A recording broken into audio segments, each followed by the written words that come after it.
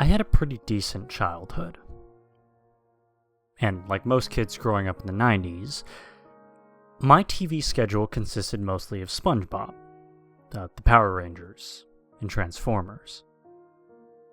For the most part, I wasn't really into kiddie shows like Barney or Mr. Rogers or anything like that. But the other day, I was talking with my mom about when I was a little kid. And at one point during the conversation, she brought up the topic of an old TV show that I sometimes watched. It was called Stubb's Clubhouse. I was unaware of the show that she was referring to at first, but then the memories came flying back. I remembered it so clearly, almost instantly. Basically, Stubb's Clubhouse was a cheesy, low-budget kids show, starring a clown named Stubb. He had a rainbow-colored jacket, a hat, and if my memory serves, don't quote me on this, he wore black pants with stars on them. The show was kind of a ripoff of Pee-wee's Playhouse. Even I, as a young kid, could tell that. And basically, Stubb lived in a big clubhouse, which, strangely enough, looked just like a normal house. I assume that was due to their low budget. Stubb had a group of friends who lived in the clubhouse. I don't really remember much after that, but I vaguely remember a poodle, a man in a really badly made elephant costume. Like I said, I don't remember much about the show.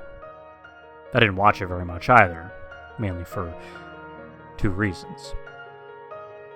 It aired at a very strange and late time, around 10:30, which is bizarre for a kids' show. And it only aired on a really obscure channel called Channel Bebo, which only aired shows for about 3 years. The channel was shut down for unknown reasons. The only other thing I remember about the show was the theme song. It was sung by a woman who sounded like she was half asleep while singing it, and the background music was played entirely on a xylophone. In around November of 2006, I had just turned 14.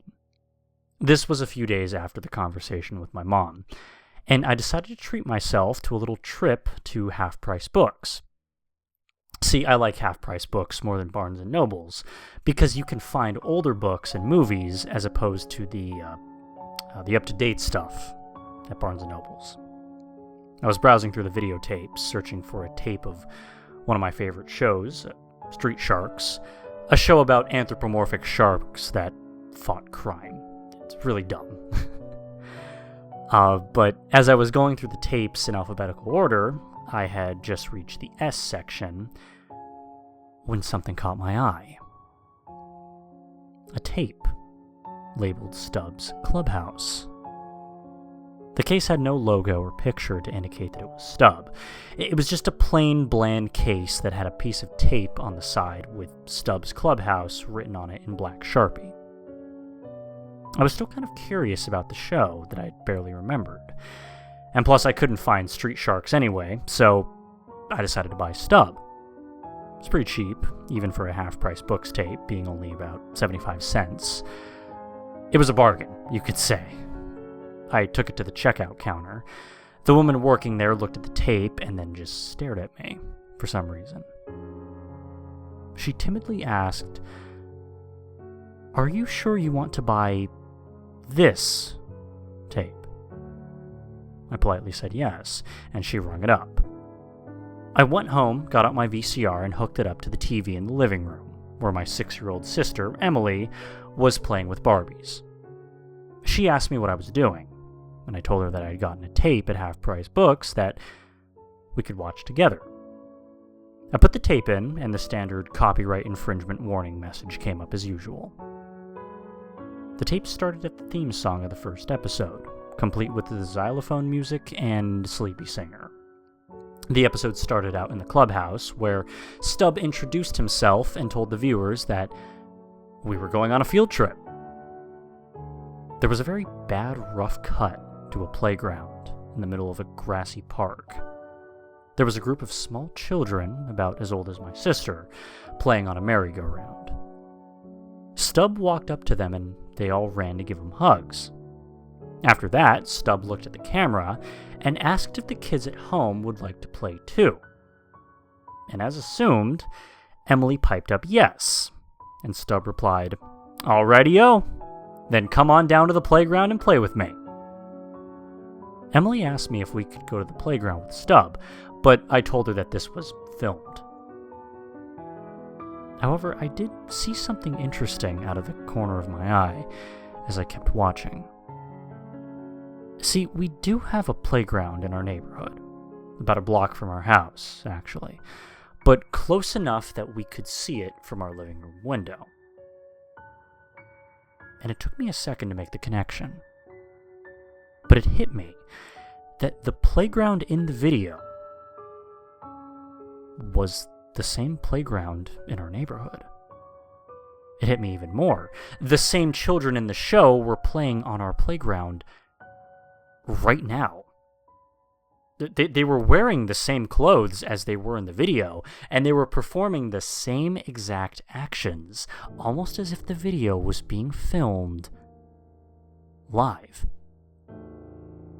I noticed something that disturbed me greatly.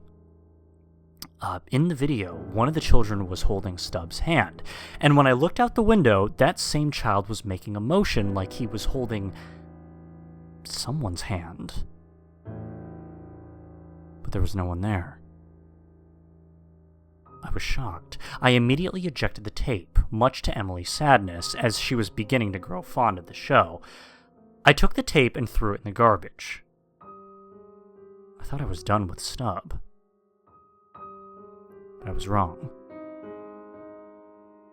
Because the next day, when my mom picked Emily up from kindergarten, Emily told me that Stubb had been following their car, driving a black van. She said she had looked out the back window and saw Stubb behind the wheel of the van. She told me that she had told Mom, but Mom didn't see any cars or vans whatsoever in her rearview mirror. Emily told me that she was confused, somewhat worried. I told her not to worry and to try to relax, and to let an adult handle the situation. But that night, I went against my best judgment and decided to fish the tape out of the trash and watch episode 2. The theme song started, but something was wrong immediately.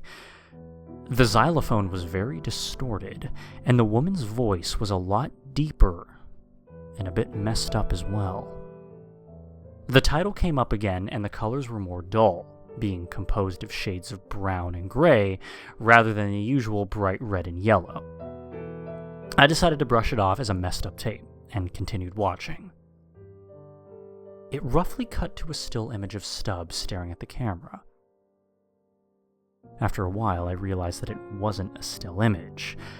Instead, it was a video of Stubb sitting motionless and staring directly at the viewer. Stubb would periodically turn his head as if cracking his stiff neck, but he would never blink.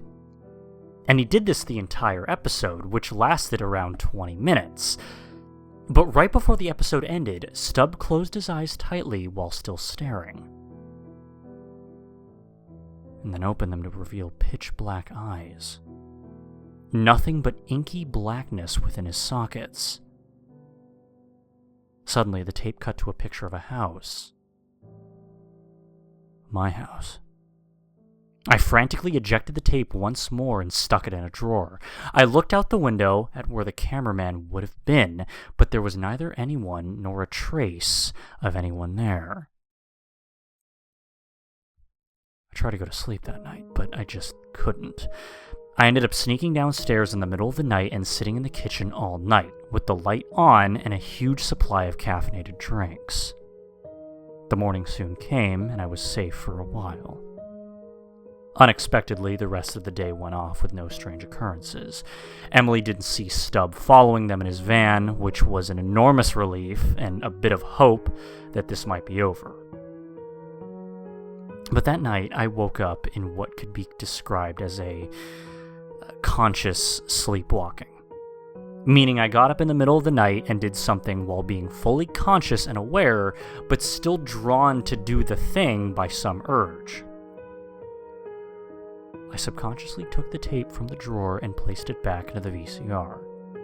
I sat down on the couch and suddenly awoke from my sleep. I noticed I was on the couch, about to watch the tape, and I wanted to take the tape out and go back upstairs, but a strange urge or force told me that I needed to watch the final episode. Episode 3.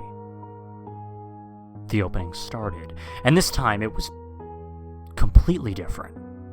The xylophone had been replaced with a loud banging, and the voice had now become a deep, demonic-sounding voice, singing lyrics in a language that I couldn't understand. The title came up, and the title card looked like it had been slashed by the claws of a large animal. And when the episode turned on, Stubb was sitting at a table with some children. He asked the children if they wanted to play a game, and they eagerly said yes. Stubb reached under the table and revealed a large carving knife. He asked one of the children to place their arm on the table. A small girl did, and Stubb then asked, "Tell me how it feels." He then began to slowly slice a thin layer of flesh from the girl's arm, like he was peeling a potato. Blood immediately began to flow, and the room was filled with the sounds of the girl's screams. The other children didn't run, they just watched, calmly, as if they wanted to actually see the rest. He asked the girl, "Doesn't it feel happy?" Stubb continued to slice layer after layer of flesh from the girl's arm until he hit bone, and the girl was wailing like a banshee at this point. I was in absolute shock. I felt like I would violently throw up at any moment. The girl's arm was drenched in blood, which had spilled onto the table and created a puddle on the tabletop.